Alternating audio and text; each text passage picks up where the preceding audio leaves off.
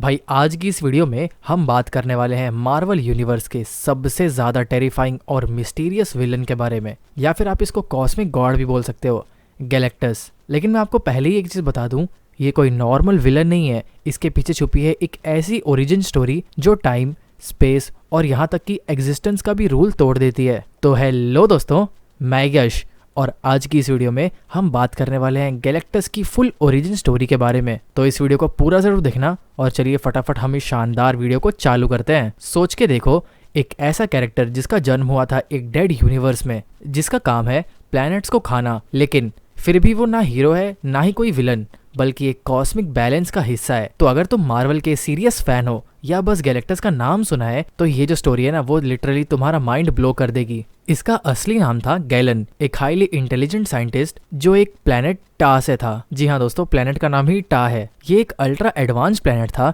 जो एक पुराने यूनिवर्स में एग्जिस्ट करता था, जिसे हम सिक्स्थ कॉस्मोस कहते हैं। जब वो पूरा यूनिवर्स अपनी डेथ स्टेज में जा रहा था, हर तरफ रेडिएशन और एंटी मैटर फैल रहा था, तब गैलन के दिमाग में एक क्रेजी आइडिया आया। मैं डाइंग यूनिवर्स के कोर में जाऊंगा और शायद नई क्रिएशन का पार्ट बनूंगा। और जब उसने अपने स्पेसशिप के साथ सिंगुलैरिटी में डाइव लगाई, तब वो यूनिवर्स के कॉन्शियसनेस में मर्ज हो गया, जिसे मार्वल कॉमिक्स में कहा जाता है साइंटिस्ट ऑफ द कॉस्मोस। जब बिग बैंग हुआ और नया यूनिवर्स बना, यानी हमारा करंट मार्वल यूनिवर्स, तब उस सिंगुलैरिटी के अंदर एक नया बीइंग निकला, गैलेक्टस। उसके साथ ही मार्वल के हिस्ट्री का एक नया एरा भी शुरू हुआ। गैलेक्टस के पास है पावर कॉस्मिक, जो उसे देता है अनइमेजिनेबल एबिलिटीज, मैटर को रीशेप करना, प्लैनेट्स की लाइफ फोर्स एब्जॉर्ब करना और यहाँ तक कि एनर्जी को मैनिपुलेट करना, और टेलीपैथी और कॉस्मिक लेवल अवेयरनेस भी। हर स्पीशीज उसे अपने प्लैनेट से देखती है। ह्यूमंस को जायंट गॉड जैसे और एलियंस की स्पीशीज उनको उनके कल्चर के हिसाब से देखती थी।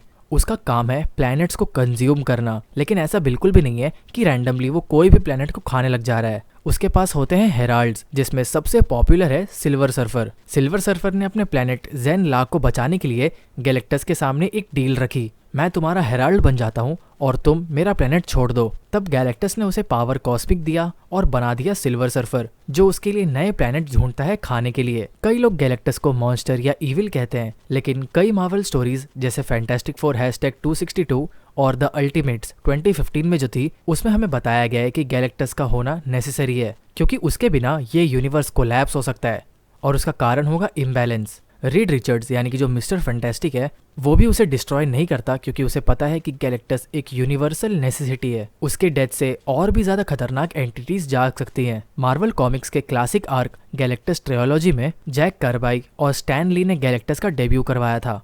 बाद में इन्फिनिटी गॉन्टलेट, सीक्रेट वॉर्स और एनाइलेशन जैसे इवेंट्स में भी गैलेक्टस का मेजर रोल रहा। और तो और एक अल्टरनेट स्टोरी लाइन में गैलेक्टस बन जाता है लाइफ ब्रिंगर, जहां वो डिस्ट्रक्शन नहीं बल्कि उसका ऑपोजिट क्रिएशन करता है, और वो उसका एक न्यू एवॉल्व्ड वर्जन होता है। एमसीयू फैंस के लिए एक्साइटिंग बात यह है कि जब से मार्वल ने फैंटास्टिक फोर अनाउंस किया है, स्पेकुलेशंस हाई है कि गैलेक्टस बनेगा नेक्स्ट बिग एमसीयू विलन और थैनोस के बाद एक नए स्केल का थ्रेट। अब तक कॉमिक्स, एनिमेटेड शोज और वीडियो गेम्स में गैलेक्टस शाइन कर चुका है, लेकिन अब उसका एपिक अवतार स्क्रीन पे देखना बाकी है। अगर ये स्टोरी तुम्हें माइंड ब्लोइंग लगी, तो समझो गैलेक्टस का एसेंस तुमने फील किया, क्योंकि वो एक फिजिकल बीइंग नहीं, एक फिलोसॉफिकल कॉन्सेप्ट है, एक रिमाइंडर कि डिस्ट्रक्शन भी कभी कभी क्रिएशन के लिए जरूरी होता है। अगर आपको गैलेक्टस के बारे में थोड़ा और जानना है, fantastic four cosmic info, the ultimates 2015 वाली और सिल्वर सर्फर ओरिजिन में मालूम पड़ जाएगा। मार्वल की स्टोरी सिर्फ सुपर हीरो फाइट्स नहीं, बल्कि एक डीप कॉस्मिक और फिलोसॉफिकल नैरेटिव्स भी होती है, और गैलेक्टस का ओरिजिन उसका परफेक्ट एग्जाम्पल है भाई। तो आपको गैलेक्टस की ओरिजिन स्टोरी कैसी लगी,